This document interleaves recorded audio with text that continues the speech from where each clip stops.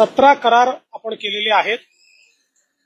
या 17 करारांच्या माध्यमातून जवळपास 34,000 कोटी रुपयाची गुंतवणूक ही महाराष्ट्रामध्ये येते आहे आणि जवळपास 33,000 नवीन एम्प्लॉयमेंट ही महाराष्ट्रामध्ये जनरेट होते। हे जे करार झालेले आहेत यातले 5 करार हे उत्तर महाराष्ट्रामध्ये आहेत, जवळपास 9,866 कोटी रुपयाचे, ज्याच्यामध्ये नाशिकमध्ये, अहिल्यानगरमध्ये आणि नंदुरबारमध्ये गुंतवणूक होते।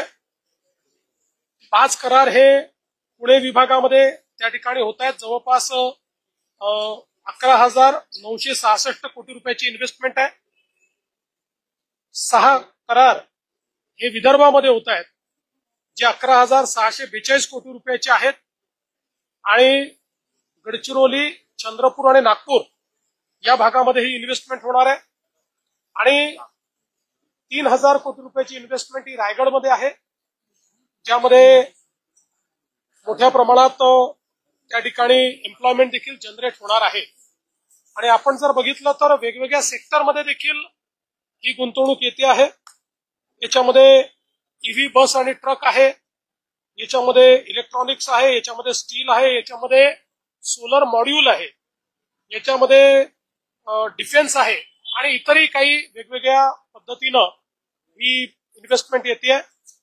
एक जीसीसी मध्ये देखील इन्व्हेस्टमेंट या ठिकाणी मिळालेली आहे आणि मला असं वाटतं की महाराष्ट्र सरकारच्या ज्या काही अतिशय प्रोग्रेसिव्ह पॉलिसीज आहेत, आपण बघू शकतो की एकीकडे टेरिफ वॉर सुरू असताना देखील महाराष्ट्राला इतक्या मोठ्या प्रमाणात गुंतवणूक मिळणं हा गुंतवणूकदारांचा महाराष्ट्रावर असलेला विश्वास आहे।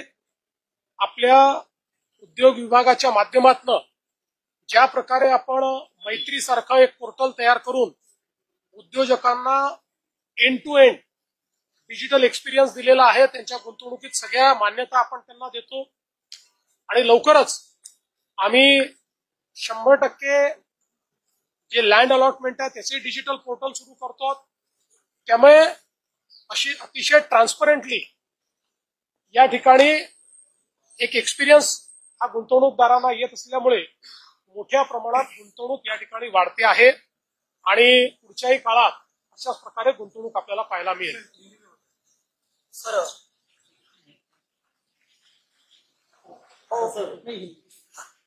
आधी हिंदी करू की आधी मराठी करू? मराठी कंप्लीट करा सर। आंदोलन मध्ये मोठ्या प्रमाणात मुसळधार पाऊस सुरू आहे, जवळपास 500हून अधिक नागरिक अद्यापही अडकलेले आहेत आणि लष्कराची तुकडी सुद्धा रवाना झाली आहे। सरकारची तयारी कशी? नांदेडमध्ये खूप मोठ्या प्रमाणात पाऊस पडलेला आहे, मी सातत्याने तिथे संपर्कामध्ये आहे। विशेषतः जी काही वरच्या भागातले धरणं आहेत त्या धरणांमधलं पाणी अधिक वेगानं सुटल्यामुळे खूप मोठ्या प्रमाणात त्या भागामध्ये पाणी शिरलेलं आहे। आपला संपर्क त्या ठिकाणी आहे। आता धरणाचं पाणीही आपण रेग्युलेट करायला लावलंय, बाजूच्या राज्यांची आपण चर्चा केलेली आहे, त्यामुळे ते रेग्युलेट केलंय। लोकांना बाहेर काढण्याचं काम केलेलं आहे।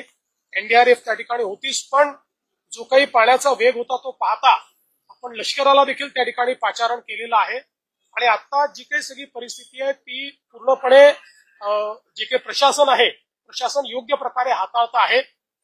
जीवितहानी होऊ नये, मोठ्या प्रमाणात हानी होऊ नये या दृष्टीनं जे जे करण्याची आवश्यकता आहे ते सर्व प्रशासनाच्या माध्यमातून नांदेडमध्ये केलं जात आहे। मी जिल्हाधिकाऱ्यांना सांगितलेलं आहे की तुम्हाला जी मदत लागेल ती सगळी मदत राज्य सरकार त्या ठिकाणी करेल आणि त्या दृष्टीने त्यांच्याकडनं कुठलीही मागणी आल्यानंतर आम्ही तात्काळ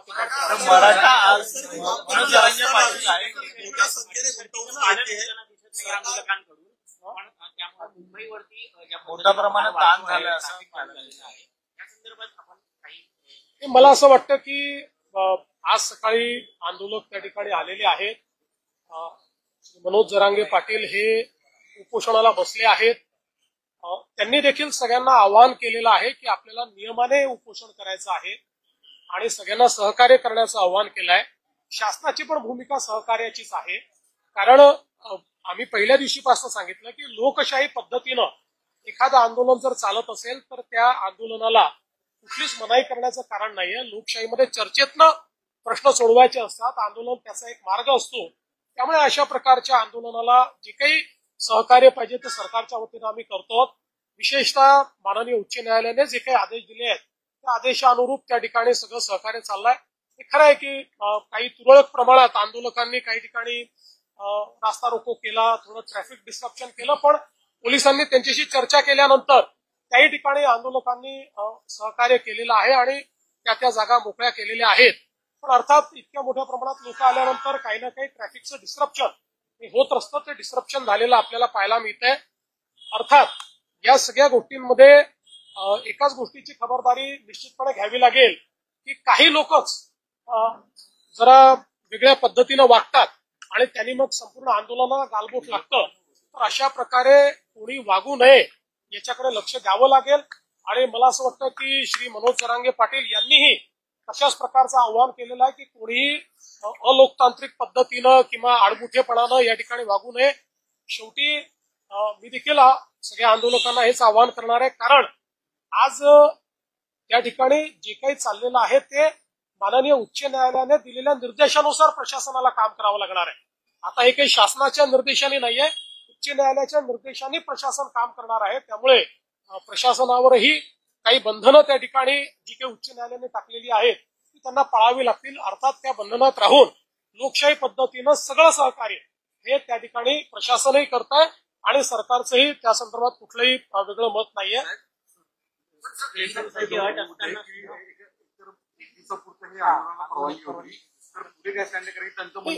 मला असं वाटतं की त्यांनी पुन्हा परवानगी मागितलेली आहे आणि कायद्याच्या चौकटीत राहून जी काही उच्च न्यायालयाने निर्देश दिले त्याच्या चौकटीत राहून पोलीस त्याचा सकारात्मक विचार करतील. जो काही कारण शेवटी आता हा निर्णय प्रशासन आणि आंदोलनकर्ते यांच्यातला निर्णय आहे. तर माननीय उच्च न्यायालयाने दिलेल्या निर्देशाच्या अनुरूप मला असं वाटतं की प्रशासन सकारात्मक त्या संदर्भातला विचार करेल आणि शेवटी या आंदोलनामध्ये ज्या काही त्यांच्या मागण्या आहेत त्या मागण्यांच्या संदर्भातही जो काही मार्ग काढता येईल तो काढण्याचा सरकारचा प्रयत्न आहे. आपल्याला माहिती आहे की आम्ही एक एम्पावर्ड कमिटी देखील तयार केलेली आहे. मंत्रिमंडळाची उपसमिती त्या ठिकाणी आहे. या उपसमितीला यापूर्वीच ज्यावेळेस ऍडव्हान्समध्ये काही मागण्या आल्या होत्या त्या मागण्या आम्ही अग्रेषित केलेल्या आहेत. तेही त्याच्यावर विचार करतायत. कायदेशीर मार्ग काढावे लागतील, नुसतं आश्वासन देऊन चालणार नाही. कायदेशीर मार्ग काढावे लागतील, संविधानात बसणारे मार्ग काढावे लागतील.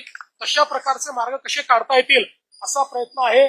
मी असेल, एकनाथराव शिंदेजी असतील, अजितदादा असतील, आम्ही संपर्कात आहोत. आम्ही समितीला सांगितलेलं आहे की त्यांनी त्या संदर्भात चर्चा करून आमच्याशी चर्चा करावी, जेणेकरून यातनं एक काहीतरी आपल्याला जो काही मार्ग काढता येईल तो मार्ग काढण्याचा प्रयत्न करू. शेवटी एकच आमचा प्रयत्न आहे की कुठल्याही परिस्थितीत दोन समाज एकमेकापुढे येऊन उभे राहिलेले आहेत अशा प्रकारची परिस्थिती महाराष्ट्रात उभी राहू नये. आणि म्हणून ओबीसी समाजालाही आपल्याला सांभाळावं लागेल, मराठा समाजालाही न्याय द्यावा लागेल.